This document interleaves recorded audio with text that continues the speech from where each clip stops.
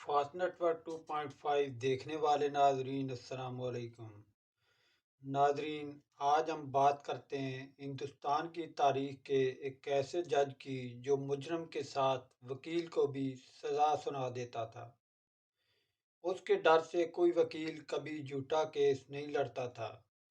वो एक अनपढ़ जज था, लेकिन उसके इंसाफ के फैसले तारीख का हिस्सा बन गए, जो आज के जजों के मुंह पर एक तमांचा है, जिनकी अदालतों में इंसाफ मौत के बाद ही मिलता है। उस जज का नाम खड़क सिंह था। अपने नाम की तरह उसके फैसले भी खड़ाक के होते थे। उसके फैसलों पर, उसकी ज़िंदगी पर तफसीली रोशनी डालते हैं। इससे पहले अगर आपने मेरा चैनल सब्सक्राइब नहीं किया तो मेरा चैनल सब्सक्राइब कर लें। अगर फेसबुक पर देख रहे हैं तो फॉलो कर लें। जस्टिस खड़क सिंह ऑफ पटियाला के नाम से मशहूर था। खड़क सिंह का भांजा अंग्रेज दौर में पटियाला का नवाब था। खड़क सिंह खुद भी एक बड़ी जागीर का मालिक था। इस वजह से अक्सर लोगों की पंचायत वगैरह में फैसले भी किया करता था।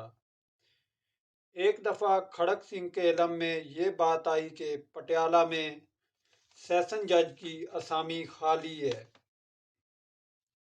उनको शौक सताने लगा कि क्यों न मैं इस कुर्सी पर विराजमान हो जाऊं। उस जमाने में सेशन जज की भर्ती अंग्रेज किया करते थे। खड़क सिंह ने अपने बांजे से इस ख्वाहिश का इजहार किया। मामू की ख्वाहिश का एहतराम करते हुए बांजे ने वायसराय के नाम खत लिख दिया और उस खत को खड़क सिंह के हवाले कर दिया। वायसराय के पास जब खड़क सिंह खत लेकर पहुंचे तो वायसराय ने उनसे उनका नाम पूछा और उनकी तालीमी काबिलियत पूछी। खड़क सिंह पढ़े लिखे तो थे नहीं। वो वायसराय के इस सवाल से भड़क उठे और वायसराय से पूछा कि सेशन जज का तालीम से क्या काम है। उन्होंने बच्चों को पढ़ाना थोड़ा ही है जो उनसे उनकी तालीम पूछी जा रही है। वायसराय ने सवाल किया कि वो फिर गलत और सही को कैसे पहचानेंगे। तो उसके जवाब में खड़क सिंह का कहना था कि वो सारी उम्र पंचायत के फैसले करते रहे हैं। उन्हें अच्छे और बुरे में फ़र्क बहुत अच्छी तरह मालूम है। बहरहाल वायसराय ने उसे पटियाला का जज बनाकर भिजवा दिया और ये सोचा कि राजा जाने और उसका मामू जाने। जब पहले दिन खड़क सिंह अदालत पहुंचे तो उनके पास एक औरत का शौहर का मुकदमा पेश किया गया। उस औरत के साथ चार और मुलजमान को भी पेश किया गया। उन पर इल्ज़ाम था कि उन्होंने उस औरत के शौहर को कत्ल किया है।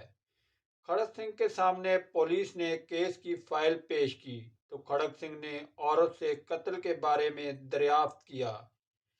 उस औरत ने मुल्ज़मान की तरफ इशारा करके कहा कि कत्ल का मामला उसके सामने ही पेश आया है। इन मुल्ज़मान में से एक ने चाकू से, एक ने नोकदार नेज़े से, एक ने कुदाल से और चौथे ने डंडे से उसके शौहर को मार मार कर हलाक कर दिया। जब खड़क सिंह ने मुल्ज़मान से कत्ल के बारे में दरियाफ्त किया तो उन्होंने कहा कि उनमें से एक के पास बेलचा, एक के पास हथौड़ी और दो के पास घास काटने वाली दरांती थी और ये औरत गलत बयानी कर रही है। खड़क सिंह ने फिर उनसे पूछा कि क्या वाकई उसका शौहर मर गया है, तो उन्होंने इस बात का इकरार कर लिया। खड़क सिंह जब फैसला लिखने लगा तो इसी दौरान काले कोट में एक वकील सामने आया जो उन मुल्ज़मान की जानब से वकील सफाई था। उसने खड़क सिंह से दरख्वास्त की कि ये हादसा इन लोगों के दरमियान ज़मीन के तनाज़े की वजह से हुआ है और मकतूल के नाम ज़मीन नहीं थी, बल्कि ज़मीन तो मुल्ज़मान के नाम थी और मकतूल उनकी ज़मीन पर झगड़े के लिए आया था। वकील सफाई के बारे में खड़क सिंह ने पुलिस से दरियाफ्त किया कि ये कौन है, तो पुलिस ने बताया कि ये मुल्ज़मान की जानब से वकील है। तो खड़क सिंह ने कहा कि फिर ये भी कातिल ही हुआ ना। खड़क सिंह ने फैसला सुनाया कि कल सुबह इन 4 अफराद के साथ इस वकील को भी फांसी दे दी जाए। ऐसा फैसला जिसमें मुल्ज़मान के साथ वकील को भी फांसी दे दी गई, इसने खड़क सिंह के इंसाफ और दबदबे की पूरे हिंदुस्तान में धूम मचा दी और उसका खौफ बैठा कि उसके बाद खड़क सिंह के इलाके में फिर कभी कत्ल की कोई वारदात नहीं हुई। यहाँ तक कि फौरी इंसाफ के लिए दूर दूर से लोग खड़क सिंह की अदालत में आने लगे। आज हमारा निज़ाम इंसाफ तरीक़ाकार के चक्कर में इतना फंस गया है कि मज़लूम को इंसाफ मिलना मुश्किल और ज़ालिम का जुल्म करना आसान हो गया है। अगर मौजूदा दौर में भी कोई खड़क सिंह जैसा आ जाए तो शायद अवाम का अदालतों पर एतमाद बहाल हो जाए।